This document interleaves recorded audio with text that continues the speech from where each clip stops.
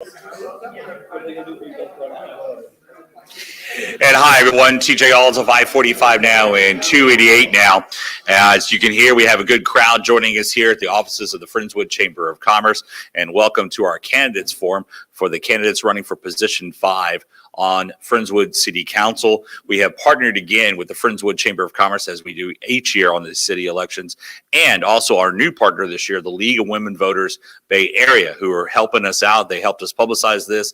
They're also helping us vet some of the questions that folks here in the crowd. We have and you'll hear from them here in just a little bit as well, and to talk about things as we go throughout the night. You may hear them at the beginning, but they've promised me to be quiet the rest of the time here so you can hear what's happening here on I-45 now and 288 now.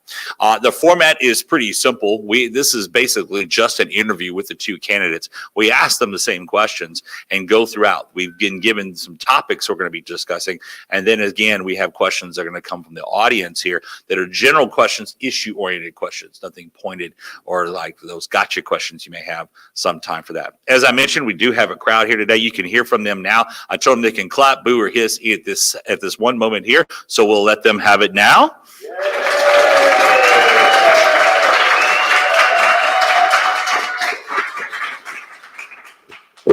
See, and they did a really good job. Thank y'all. Y'all are very well behaved. So we're glad to have y'all all out here again.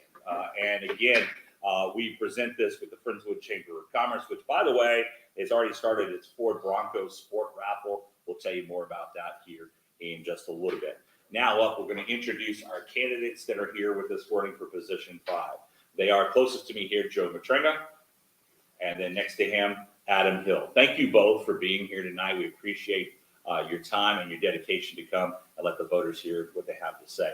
For those that were wondering about the format, as I said, I'm going to be interviewing them throughout this. There is no time limit on their answers, but I do ask that the candidates try to keep it under 2 minutes and stay on top of it and be succinct with their answers here, because that gives us a chance to answer more questions, or you to answer more questions throughout the evening. And at the end, each candidate will have up to 3 minutes to make their final pitch or their elevator speech to the voters, or covering something they didn't think got covered during the forum itself. And that's the only time we have them on the clock.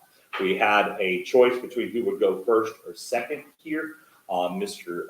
Hill won that decision. He's decided to defer. I guess that's what we'll call it here, kind of like a football thing. And he'll go last in his closing statement. That means that we'll start with Joe Matranga here on the first question, and then we'll go with Adam right after that. So let me ask you, Joe, what prompted you to decide you wanted to run for Friendswood City Council? Well, first, good evening, everyone. Thank you for coming. For me, it's a very simple answer. I love living in Friendswood, and I want to continue to give back to the community and keep it the great place that I think it is to live and work. I have a history of serving, and I have a desire to continue serving all of Friendswood. I have the experience, I have the dedication, and I have the skills to serve Friendswood and continue serving Friendswood on City Council. And now the same question to you, Adam. So thank you all for coming and having us here. I'm a lifelong resident of Friendswood. I'm a lifelong business owner of Friendswood. This place has made me who I am. I've raised my family here with 4 generations of Hills. And as my business is winding up, it's my time to give back to the place that has given so much to me. And I want to protect its legacy, its heritage, and support the fire, police. We have the #1 in schools, and keep that going strong. So that's why I'm going to give my time back to the city that gave it to me. Great. Thank you both. Now we'll get into the real questions that will go here. And Joe, as we said, we'll start with you. And Adam referenced of this is that, Friendswood, one of the safest cities around. I think it's #4 in the ranks that it goes. And of course, police and fire being a big part of that here. There are capital projects that are going on right now, including Fire Station #2. Where do you look at on those capital projects, the expansion of the Public Safety Center, the Fire Station #2? As you look at those, how are those progressing, and what do you want to see next in the capital investment toward public safety side of things for the city down the road? Okay, well, first I was involved in I spent 5.5 years on planning and zoning and 4 years as the chair of planning and zoning. So I've seen the number 2 fire station start out as an early project and how it was laid out.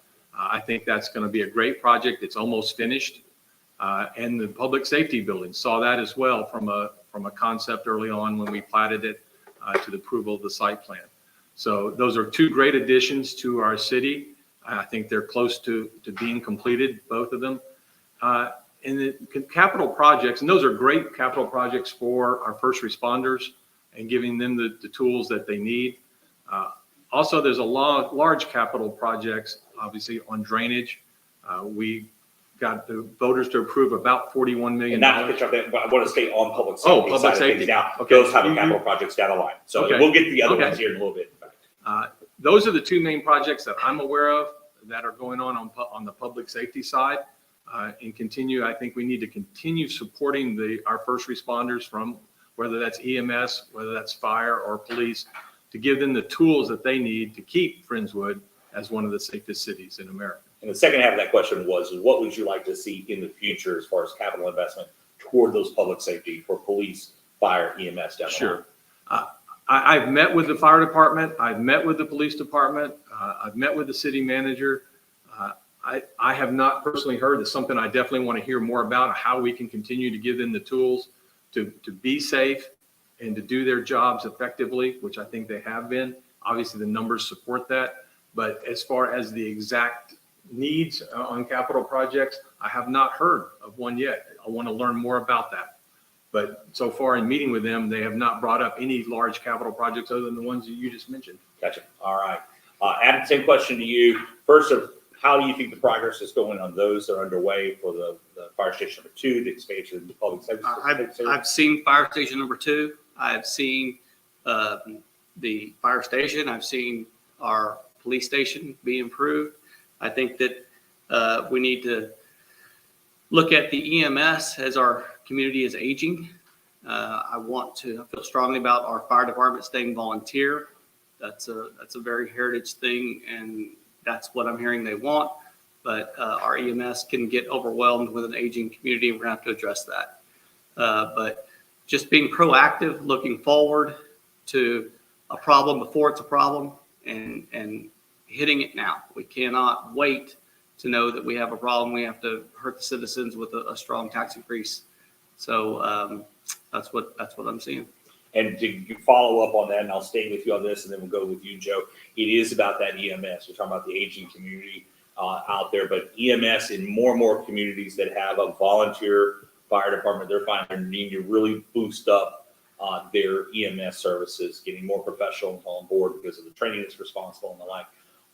Do you think at this point, since you already brought it up, that there needs to be an investment starting now to start getting in for more EMS personnel? Because the city's growing too in certain areas, and there's more of those calls are going to go to. More than the city's growing, I think you have to look at response time. And the response time for our police and our fire and our EMS cannot change. We're stellar. And so going forward, we've got to look at that and listen to the guys that know what they're doing. And as a city councilman, we're gonna act. We're gonna take care of our people, because that's one of the very basic functions of our city, is to take care of our people. Same question to you, Joe, about the EMS service in particular. And one of the reasons I'm bringing that up is League City, for example, brought on more medical staff to help over support that, because they've gotten so big. Obviously, Friendswood's not to that population, but as you see more growth and being proactive. So same question to you, Joe. No, EMS they do a fabulous job. And the cost have just gone nothing but up. Replacing an ambulance, if I get the number correctly, is like about $500,000. They do a lot of work there. I've talked to them. They do a lot of work of trying to be good stewards of the money. It is still a volunteer as EMS, but they have a contract with the city of Friendswood to provide those services. I know it's migrating, it's changing. EMS is looking more and more like it's going to move in-house to the city of Friendswood. But that's not here yet, but that looks like that's what they're planning on. And but just because it's being, as I've heard from them, it's being harder and harder to find the right trained people that can have day jobs and then volunteer with all the right training and all the hours and their sacrifices It's getting harder and harder. So it's looking more and more like, as I've learned, moving in-house. And that's just, they've got to do that smartly, and they got to look at what the costs are that's going to be to the citizens of Friendswood. And Adam mentioned it here, he supports keeping the fire department volunteer to you as well. Absolutely agree that the fire department, in talking to them, it had a stellar history as a volunteer unit, and it looks like I see no reason to change that. It saves the city a considerable amount of money too, when you consider you have a volunteer fire department, you make some investments, some equipment and apparatuses for them, right? But if you look at the ambulance, I mean, you drive around, you see them. We don't see the fire trucks. We don't have a lot of fires. Right. And so separating those and making sure that, like I said, our response times and our citizens are cared for, that's why they're here. Yeah, Adam and I both spoke with the fire department recently and stayed and listened to their meeting. It's a heck of a group of folks, and everybody ought to get to know our firefighters. The job that they do and how much they care about what they do is amazing. So I fully support the fire department, EMS, and I can say the same thing. Obviously, our police department has a stellar record as our crime rate continues to decline. Let me go with this question. Sure. To you here, Joe. We're staying on the police side of things. You talk about they're excellent, but there's this active campaign from a local bar here in town that's brought up legal action and the like. They're petition drive and everything else that's making knocks because DWI enforcement and the like. And they've named out Chief Wieners here. Let me just give you a chance to go on the record here, both of you here. Where is your support say for the police chief, given that this public campaign that they're running against him? I look at I saw the billboard that was issued out there. I have spent time talking to Chief Wieners and Deputy Chief Rogers on this topic briefly. I have spoken on the phone to the gentleman that filed the lawsuit. He has a side of the story. The police department has at least what they conveyed to me. I mean, as a private citizen, they had no reason to give me any confidential information, nor did they. But it's all right. But I think that based on what the facts I've heard, and as everybody knows, there's multiple sides to every story. And I've heard two sides, and I'm sure there's other sides, but it sure seems like there's a way to work this out within the city. I know from talking to the police department that although at one time there was a lot of concern about that particular bar, that's no longer near the top of their list. There's other places that they're more concerned about now. So I think whatever message needed to be sent has been sent, and I think they're turning around that particular concern that they had about over-serving at that bar. The gentleman that was the owner of the bar talking to me seems reasonable, but he definitely has a concern with Chief Wieners, and I think that there's a lawsuit now, and it's going to get solved one way or the other. Do you support the chief, though, in his stance and how he's approached it? I support the chief 100%. Same question to you, Adam. 100% for the chief and FPD. I think if you drink and drive and get pulled over, people should be held accountable. That's right. I just leave it at that. And again, it's normally wouldn't be having this type of conversation because it's been such an active public relations effort by them, not just Billboard. But by the bar owner has made it active. Yeah. And I don't drink and drive. Yeah. We have a new development coming into town. I'll go with you on this first, but let's stay with the police department. Just one more question here. Do you see need at some point to put into the budget to increase the number of officers hired by Friendswood? Because now we're starting to see more creep. So we've got another subdivision coming in now. You got two sides of the community, the Harris County and Galveston County side. At some point to have that extra law enforcement, would you support seeing a boost in staffing? There's a rate per 1,000 people that you need to have for the police. If we move forward into a destination city, which I'm against, that's going to change everything. It's going to change the response time that we talked about. It's going to change our EMS. It's going to change everything. So I believe that we need to rely on our response time. And if we can maintain that with the force we have, we do that. If not, we add cops. Gotcha. Same question to you, Joe. Yeah, I agree that there seems to be, and I think the budget was recently changed, or the process for the budget was recently changed to accommodate those kind of numbers so that as our population grows, that our police officers grow, because, you know, as one of the safest cities in America, we all want to continue that here. Because for me, that's number one. Having a safe place to live and raise your families is really number one. But I agree with Adam. I have to say it. I don't believe Friendswood should be a destination city, nor, you know, would I support that. There's no reason for us to be a Galveston, Strand, or anything like that, where you need a lot more police departments. There's a lot of things we like to do here, and a lot of people from outside our community come here, but I really don't see how that is, you know, why should we give up things like 4th of July just to, because other cities arrive here? I agree with that, but I don't think we need to necessarily have us as a destination city like Galveston and the police costs and the issues that they have because of that. And we'll get to that destination city question. Okay. Oh, Sorry. Talked about. No. Both of y'all touched on it, and we're going to get more into that in a little bit. One of the big things always in Friendswood, and I think it, you know, ever since Harvey hit, it's like every time a thunderstorm comes by, we all get worried at times. Several projects underway, the capital improvement projects, the drainage going on here. One of the biggest problems that happens for Friendswood, and this one is going to go to you first, it's not Adam, is that, you know, it is the upstream that comes down here, gets bottlenecked on Clear Creek particularly, and the like. That's always been looked at on a regional aspect and all. But if you are elected and go into office, what will be your priorities to deal with drainage, particularly for flood situations in the city? Well, we have 5 tributaries going into one, and then you have Pearland that built a concrete speedway. That just doesn't work. It's a funnel.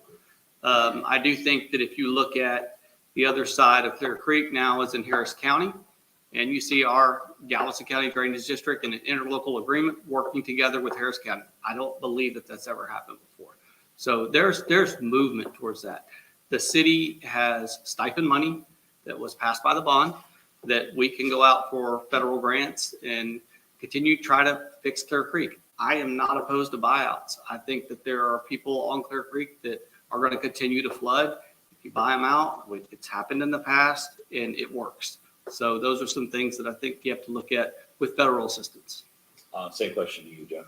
Okay. And I'm going to come into that buyout question here. Well, we may have finally found something we disagree on. I think there's 4 creeks. But I can count. I've built 2 of them. Wait, you created creeks in Friendswood? I fixed them. No. Oh, but anyway, I think the actual terms you used was tributaries, though, right? He did. Right, yeah. Okay. Well, maybe that's our difference. Yeah, that's it. So maybe that's the difference in the no, we're aligned. Okay, let's get back to the question. Okay. Yeah, that's the interesting part about drainage and flooding, and especially where we're located. We can't do a lot of things by ourselves and have an impact just to Friendswood because we're part of a whole regional system. The creeks and the tributaries that we're talking about don't start here in Friendswood. So we have to work with our surrounding neighbors on the upstream and the downstream side. So it's not we can't do it all. The numbers are just too large for us to afford, nor should we afford to pay for those. We've got to work with all the outside entities that are around us that do control some of that flooding. We have a role to play in that, and we need a seat at the table when those decisions are made so that we make sure that outside impacts don't impact us because it's so regional. There's things we're doing in Friendswood and a lot of exciting projects and leveraging the dollars that Adam talked about. As I said, $41 million, if I remember the bond number correctly, it's over $100 million worth of work being done. That's what we need to continue doing. And let's stay on now talking about trying to figure out on drainage issues in particular here. That, buyouts was something Adam mentioned, so let me go to you first on it. Sure. That is always a touchy subject, particularly if you've had a home on a creek for a long time or on any type of waterway. You see the added value to that, you've enjoyed the life. The other times you don't like it, obviously, when it's flood, that kind of stuff. How would you, or one, are you in favor of looking at buyouts at certain areas so you can improve drainage? Of course. And if so, how would you approach it? Because obviously, if you get one person agree and 4 others don't, it becomes a tough thing. It has to become a mandatory thing. That gets into an area. So how would you approach it as a policymaker on council? Sure. So go back to the question that I answered right in the middle of your question is I think buyouts do make sense. There are times it does absolutely make sense. I grew up in a little subdivision here called Quaker's Landing in Friendswood. And, you know, a lot of houses are missing from there.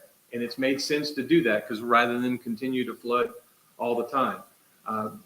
Frenchman's Creek is something that's over in Poly Ranch that is, you know, a lot of townhomes. That took a while to buy out because there were people, like you said, that weren't ready to sell yet.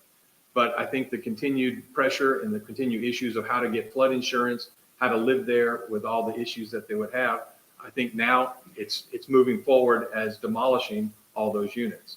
So I think that's the right way to do that rather than continuing people to get flooded all the time because it's devastating when that happens. And it's costly in the long run for everyone. Absolutely. And just as a side note, I don't mind if y'all look at me, some of you may want to look Oh, to the that's crowd fair. more to the camera too. There's a much bigger crowd that way and that way there. And I get it. It's our natural habit. Same question to you. I know about how would you approach buyouts because it gets iffy sometimes of how that approach is taken. It's a touchy subject. And, you know, I've dealt with a lot of my homeowners that were bought out back from Allison. And often they're paid a lot more. They're paid enough to get a new house. And at the end of the day, we can all share in our insurance costs or we can solve a problem. And it's a touchy subject, but I think that it needs to be had in houses that flood repeatedly. It just is what it is. We gotta fix it. Would you be in favor of some type of mandatory approach in certain areas where it's really needed? I don't know about mandatory. I think you've got to talk to them, and it's got to be both sides voluntary. But I don't think I could ever force someone out of their home. And quickly, I didn't ask you that specifically, Joe, so let me give you a chance to answer that. Yeah, I think I answered around it, but I would say the same thing. You know, your home is your castle. And if you're willing to live there and you're willing to take the risks on insurance, I mean, obviously insurance may not be available to you, but no, I don't think that's right to kick somebody out of their homes. That's their risk that they're willing to take. You start with you on this one, Joe, staying on drainage. With a lot of big projects, that have been looked at over the years and getting underway. What's the one thing you think has not been addressed yet that needs to in the next 5 to 10 years that would make the biggest improvement in drainage in this community? Wow, that's a big question, and one I've heard a lot of things talk about. I've heard people talk about tunnels underneath, that move lots and lots of water. Obviously the what's called the Ike Dike. There's a lot of discussion about that in our regional area. So I know we're actively working on things like the forest bin detention. That's underway as we speak. We've done some great work over in Imperial Estates, and there may be some more opportunities like that. I know West Ranch subdivision donated land, transferred land to the city. And I know people are looking at some of the land over there on the other side of the creek from West Ranch that was part of the original development as making a small detention facility there. So big picture, and then there's obviously the Dixie Farm Road, at least that's what I've called it, 1959, FM 1959 detention that's really going to have a big impact out on the outskirts of Friendswood that I know we're involved in and discussing. Same question to you, Adam. So the new developments that we do, and I've dug a lot of retention ponds. I've widened South Eagle Creek, North Eagle Creek. I mean, we're fixing the problem with the new developments over the last 20 years. But we have to go down and now fix the problems that weren't done back in the day. And I think that a lot with the interlocal agreement of it's Clear Creek's got to be dealt with. And we're doing it. It's tough. You got 2 different counties.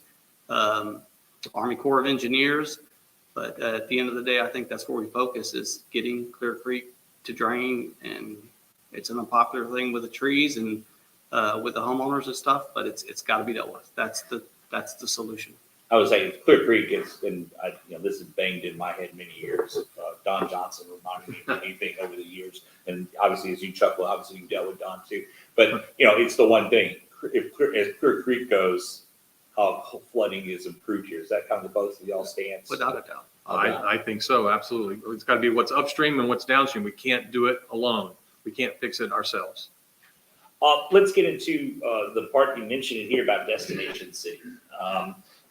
Friendswood, going back to the days of it's been about more of acquaintance than anything else. Adam, you'll be getting this first here.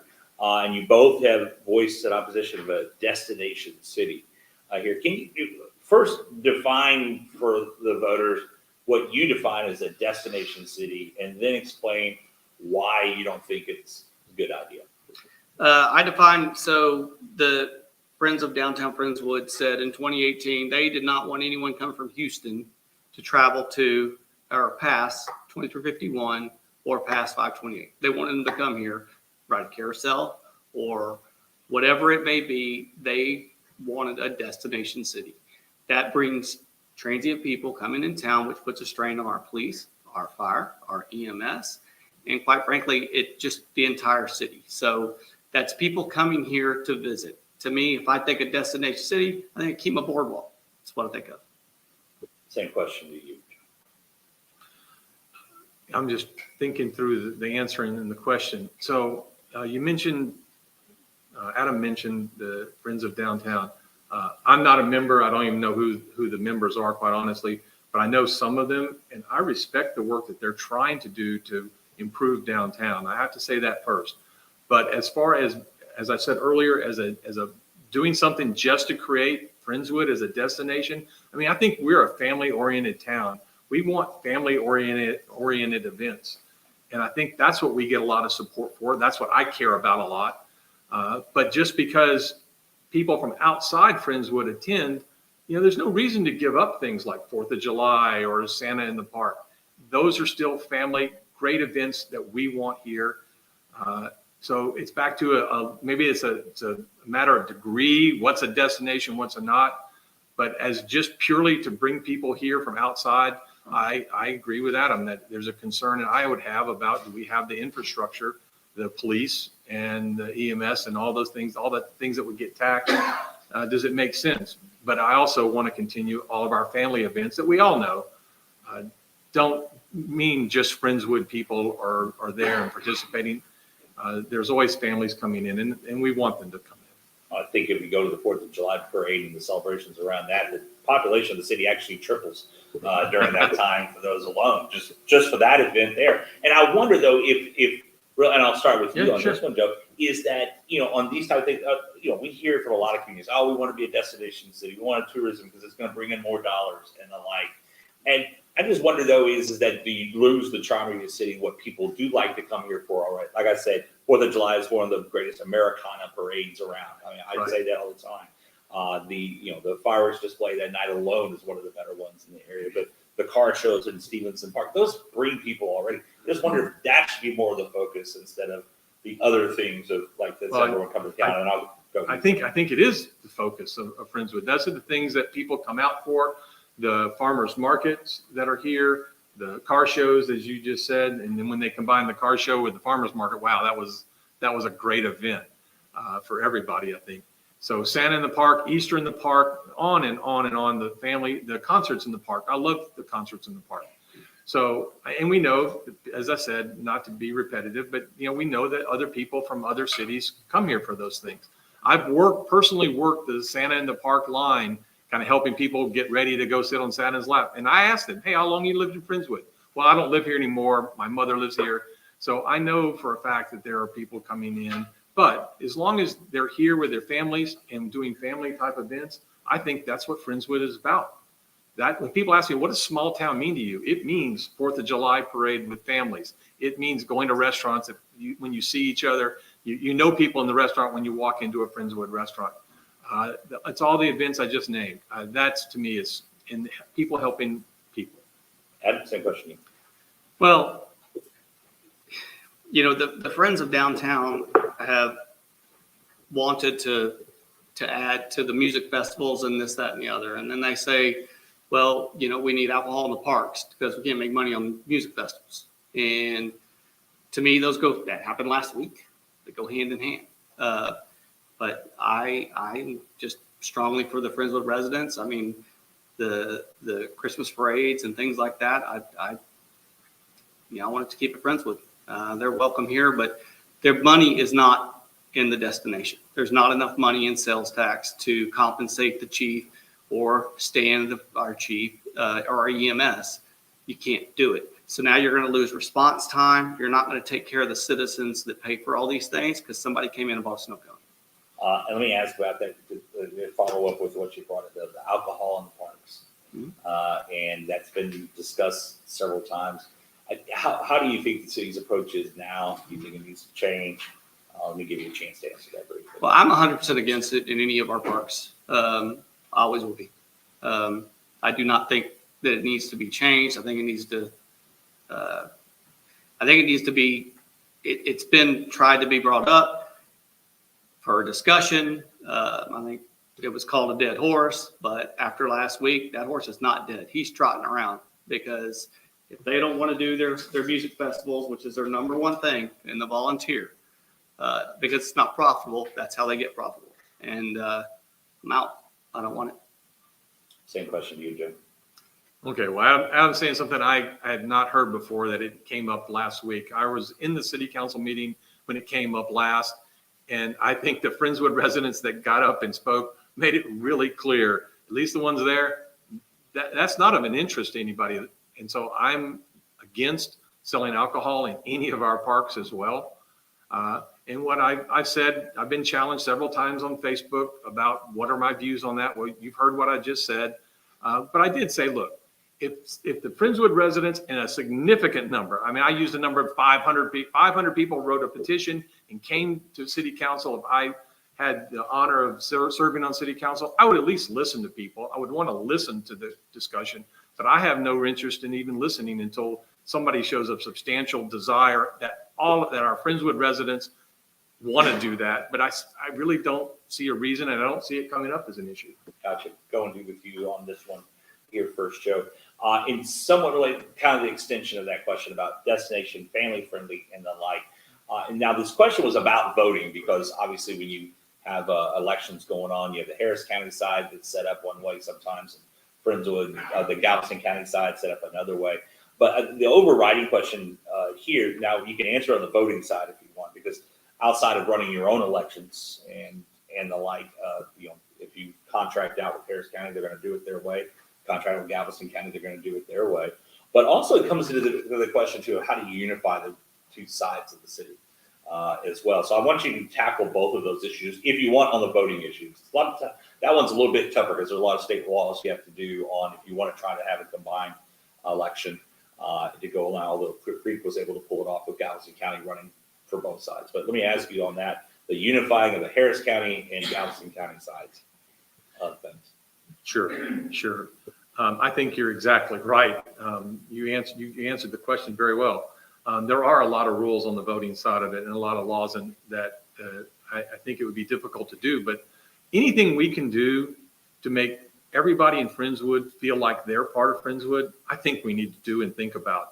I have friends and acquaintances that live on both sides of Clear Creek in Harris County and in Galveston. And I know that there are people that live on the Harris County side that really sometimes don't feel a part of the community. And as far as I'm concerned, there's one Friendswood, and it doesn't matter which side of the creek you live on. We need to be respectful and acknowledge all the people in Friendswood, and we represent all of it. Friendswood, as everybody knows, is an at-large position on city council. You represent all of Friendswood, and all of Friendswood means Harris County and Galveston County. I've met with some of the Harris County folks. I've been to the Forest Bend HOA meeting. And so I'm reaching out, trying to understand better what their concerns are. And I would really look at anything that we can do to combine that. I know we've done capital work. We've helped address some of their concerns like Black Hawk. It'd be nice to get that. I don't think it's quite finished yet, but it's close. And so that's been a big investment. But we need to continue those things because we're all part of Friendswood. Same question to you, Adam. And I agree with Joe. We've done a lot in Harris County the last few years. And, I've visited with a lot of them. I built a lot of homes over there. I've made a lot of relationships. And I'm approachable. If there's anything that I can ever do to help you, or it's something that you need from the dais that we can help do, contact me. That's very easy. But we are one Friendswood. That's just it. And you want to address the voting side of things. That one I know it's the voting. It's been tossed around different ways. I mean, one time Friendswood ran its own elections, and then it tried to do one unified, and then it separated out. I support one unified election because I think that we are unified. Would you be willing to invest in that the city run its own elections, or at least just contract out, still with those sides, but still come to the city to handle it? I would have to look into that. It's a little bit, I've not considered all that, but I like unified election. Yeah. For the city. And I would say exactly the same way. I think if there's a way to do it economically and reasonably, because no matter what happens in the upcoming election, at least I know, there'll be 50 people that show up at City Hall to vote. And that's not where voting is. And it's confusing. And, where do I live and where do I vote? Can I really vote in Friendswood? I mean, I've heard those kind of comments when I'm meeting with people. So yes, if we could make it simplified and do it all at one time for a reasonable cost, I think that makes a lot of sense to me too. Gotcha. When you talk about destination city and the like there, one of the things each of y'all talk about cops, and fire, but also traffic. And let's just talk about traffic on a daily basis here. We'll start with you on this one. Is coming over from League City as I did today up 518, as we see the improvements on one end, starting a little bit better than it was at one point. But overall, how would you rate the traffic congestion at peak times in Friendswood, and how would you address it if on council? Well, I don't know what council could do as far as traffic. I think that the connection to Friendswood Parkway, which I had a big part in, to League City will really alleviate 518. But I think also just to avoid the destination city, let's keep it our residents on our streets. And I think that you'll see we get along. But I do not support the parkway going through Wilderness Trails. We've got to find a better way to do that.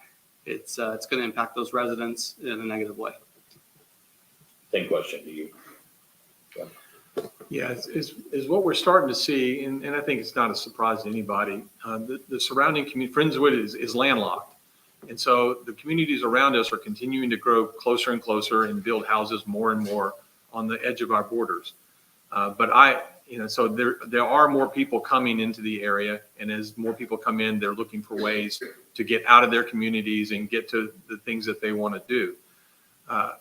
My concern is exactly as you mentioned, TJ, that if you go in the afternoon during the high peak times, you can sit through several lights at 518 and 528, and at times 518 and 2351. That was an issue that came before the voters for bonds to work on that. The voters decided that they didn't want to support that failed. And so now the city of Friendswood is working with DOT. So I know that they're working on extra turn lanes for the 528, 518 intersection, both right turn and left turn lanes. So some of those things I think are stopgap on how to do that. We need some way to ultimately relieve some of the flow on 518. And so the Friendswood Parkway is going to do that. League City Parkway is going to connect to Friendswood Parkway this year in several months. It's actively being worked on now. But that brings, a lot of other questions, because I'm not worried about the citizens in League City and the houses that are getting built there. I'm not worried about the citizens in Pearland or Alvin. I'm not worried about them. What I'm worried about is as we connect more and more roads to 45 and some of the major throughways, who else is coming into Friendswood? And back to the safety of our community is number one on my list. And so that's the traffic issue, is that flow. Now I know that the police department has been pushing flock cameras. It seems a little big brotherish, but I'm a supporter of the flock cameras that are reading license plates as they come into and out of Friendswood. And if you haven't seen the little black poles, I think they're working, and talking to the police department, that's helping catch anybody that shouldn't be in Friendswood, any bad actors that are out there. And what the chief tells me is, hey, they know this. They know we have these cameras, so they don't come through Friendswood. And you know what? That's fine with me.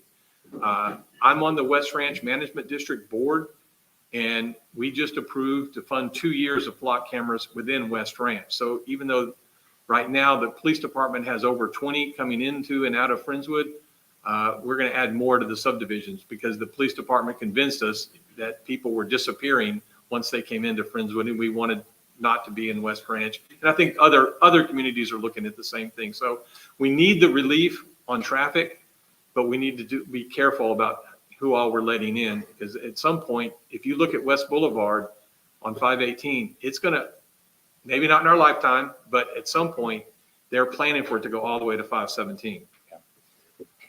You mentioned where I was going to be on the next Oh, question. sorry. Why did you let go? No, I let you go a little bit long on Oh, the block cameras, the license plate reader cameras. Where do you stand on that issue? Oh, love it. I think it's great. I think that we need to know who's coming in and out of the city. I think that the chief was innovative on that, and they're stopping the bad actors. And I'm all for safety for the citizens of Friendswood. And I mean, you can't drive anywhere and not see 4 cops, and I love it. And it should be pointed out with these things. It's not like just picking people randomly. Oh, we think you're going to be bad. It is these people with active warrants and are known to be looked Paper for plates. too. Yeah, and that they see the paper plates too, double checking those in those block cameras. Do you want to elaborate any more on that? I know you brought it up. No, I think I was clear that I support it. I support the flock cameras, and I voted to do that add some at the cost not to the taxpayers of Friendswood, but to the residents of West Ranch. Let me get into something that has come up a lot, and this is going to be somewhat seem like it's pointed at him, so I want to be fair here about that. Obviously, Friendswood's actually had a history of folks who sit on council who are in the development business, build houses, build projects, and the like.